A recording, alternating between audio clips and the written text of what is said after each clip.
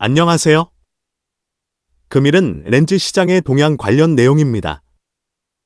해운선사 플렉스LNG의 2025년 1분기 시장 보고서를 인용하여 관련 내용을 설명드리겠습니다. 렌즈 운반선의 성가, 운임비, 기타 경제지수와의 상관관계입니다. 현재 선박시장에서 최신 모델인 투스트로 게스 엔진을 탑재한 선박의 성가는 2억 5,500만 달러로 안정화되고 있습니다. 미국 연방준비제도, 패드의 기준금리 변화가 선박 건조 비용에 간접적인 영향을 주고 있습니다.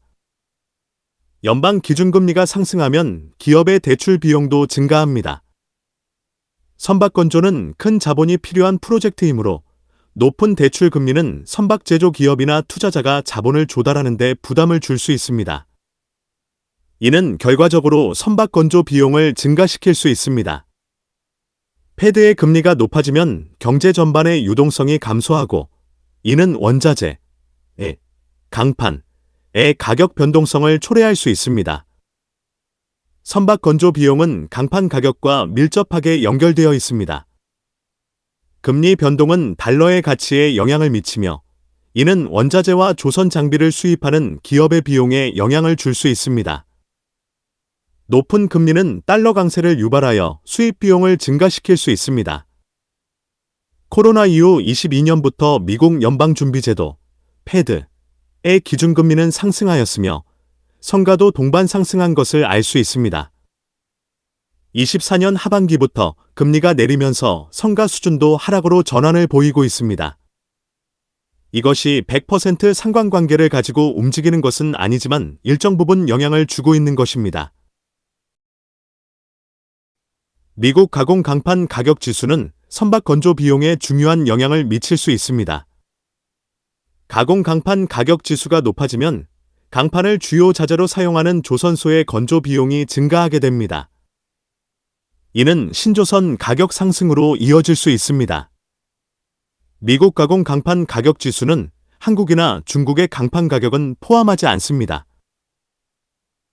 그러나 글로벌 원자재 가격은 상호 연결되어 있어 한국과 중국에서 생산되는 강판 가격은 미국 시장의 강판 가격에도 간접적으로 영향을 줄 수 있습니다. 영상의 차트에서 보듯이 강판 가격 지수가 상승함에 따라 성가 수준도 상승하는 것을 볼 수 있습니다.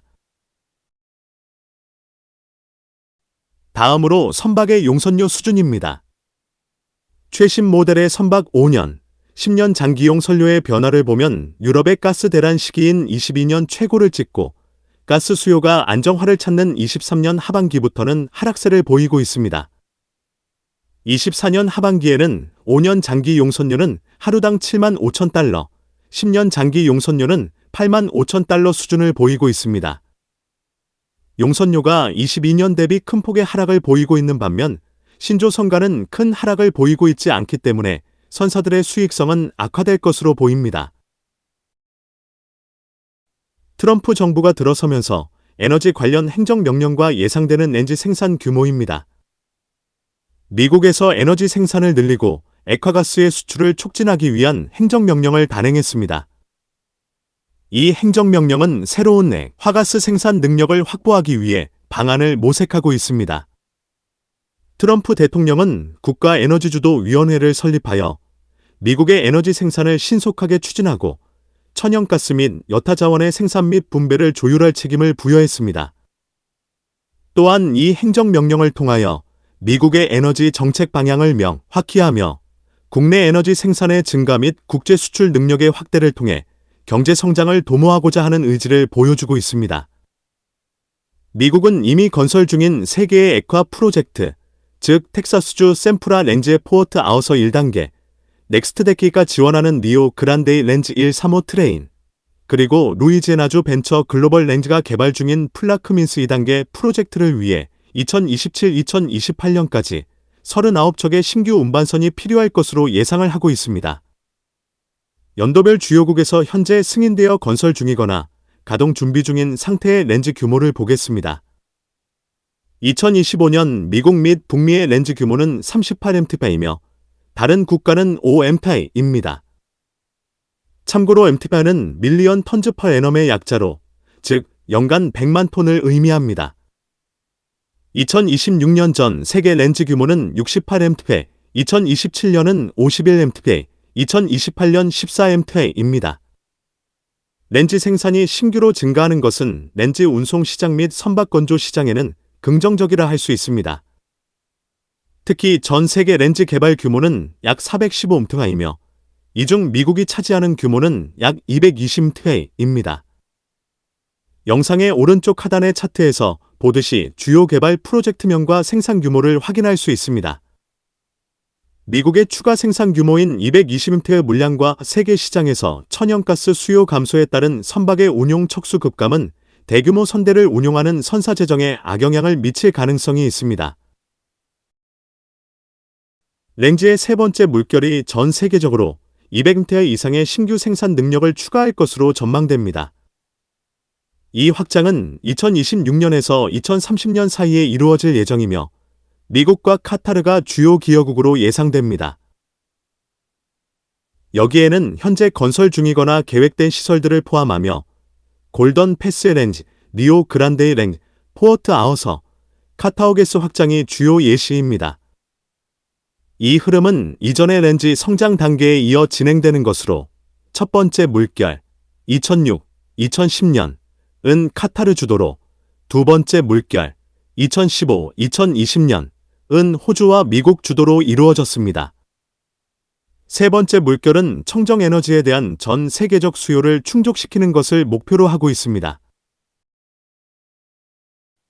2024년 LNG 성장률이 0.2%로 둔화된 이유는 여러 요인에 기인합니다. 주요 원인으로는 아시아와 유럽의 약화된 수요, 높은 렌즈 가격, 그리고 경제적 불확실성이 있습니다. 또한 글로벌 에너지 전환과 재생 가능 에너지의 경쟁이 렌즈 소비 패턴에 영향을 미치고 있습니다. 이와 같은 요인들은 렌즈 시장의 균형을 깨뜨릴 수 있으며 특히 아시아와 유럽의 수요 감소는 글로벌 렌즈 무역에 직접적인 영향을 미칠 수 있습니다. 추가적으로 렌즈 생산 및 수출국들의 전략적 대응이 시장에 어떤 영향을 미칠지에 대한 분석도 중요합니다. 영상의 차트에서 보듯이 유럽은 2024년에 약 1억 300만 톤의 렌즈를 수입한 것으로 보고되었습니다. 이는 전년도 23년 대비 약 18% 감소한 수치로 유럽의 가스 수요가 11년 만에 최저치를 기록한 것과 관련이 있습니다. 이러한 감소는 재생 가능 에너지의 확산과 가스 수요 감소 정책의 영향을 받은 것으로 보입니다. 23년 대비 수입이 크게 증가한 국가는 중국 6% 증가, 인도 14% 증가입니다. 유럽의 수입 물량이 급감함에 따라 렌즈 선박의 수요가 감소하고 선박의 운임비 역시 동반 하락한 것으로 추정이 됩니다. 앞에서 설명드린 최신 선박의 연도별 운임비 경향과 일치하는 부분입니다. 수출국의 순위와 수출 물량 변화를 보면 미국은 23년 대비 24년은 1% 증가, 러시아의 경우는 4% 증가를 보였습니다. 렌즈 수출국 순위를 보면 미국, 호주, 카타르, 러시아가 주요 수출국으로 꼽힙니다. 다음으로 말레이시아, 나이지리아 순위입니다. 이후에 유럽의 천연가스 저장 재고는 25년 상반기 전체 규모의 39% 수준을 채우고 있으며 이는 2023년, 2024년과 비교하면 낮은 수준입니다. 이 부분 역시 유럽의 천연가스 수요 감소에 따른 것으로 이해가 됩니다. 앞에서 설명드린 유럽의 렌즈 수입 추세가 23년 대비 24년에는 18% 감소한 것과 일맥상통하는 부분입니다. 유럽의 천연가스에 대한 균형이 어떻게 변화하고 있는지 영상의 차트가 보여주고 있습니다. 2021년 러시아 파이프라인을 통한 수입이 상당 부분 차지를 하였으나 우크라이나 전쟁으로 러시아산 천연가스 수입이 급감하여 렌즈 수입이 크게 증가하였습니다. 앞으로 어떻게 변화하는가에 따라 시장에 큰 영향을 줄 것입니다. 특히 미국산 천연가스 유럽이 얼마나 많이 수입할 것인지, 러시아산 천연가스 수입량이 증가할 것인지에 따라 렌즈 운반선 시장은 크게 요동칠 것입니다. 트럼프 정부의 렌즈 생산량 증대와 맞물려 유럽은 렌즈 수입을 늘릴 것을 요구받게 될 것이며 이에 반하여 우크라이나 전쟁 종식으로 러시아산 천연가스 수입이 유럽으로 증가하게 된다면 비싼 미국산 렌즈를 얼마나 수입할 것인지 관세 부분과 연계하여 복잡한 시나리오로 전개될 가능성이 높습니다. 이런 부분을 감안하여 영상에서는 2030년 이후 게스 밸런스를 마인드 더 개프이라는 용어로 표현하고 있으며, 이는 승객들이 플랫폼과 기차 사이의 틈새를 주의하라는 경고인 것처럼 렌즈 시장에서도 여러 이해관계자들이 수급 간의 틈새를 조심스럽게 관리해야 한다는 의미가 아닐까 싶습니다. 노후 선박의 운임비 동향도 살펴보겠습니다. 스팀을 이용하여 운용되고 있는 렌즈 운반선의 운임비는 25년 2월 하루 운임비는 $2,500 수준입니다. 2023년과 2024년의 운임비 $30,000, $25,000 수준과는 상당한 차이를 보입니다. 노후 선박은 운임비가 급격히 하락하면 선박을 운용할수록 손해이기 때문에 선사는 선박을 폐선하는 방향으로 전환하게 됩니다.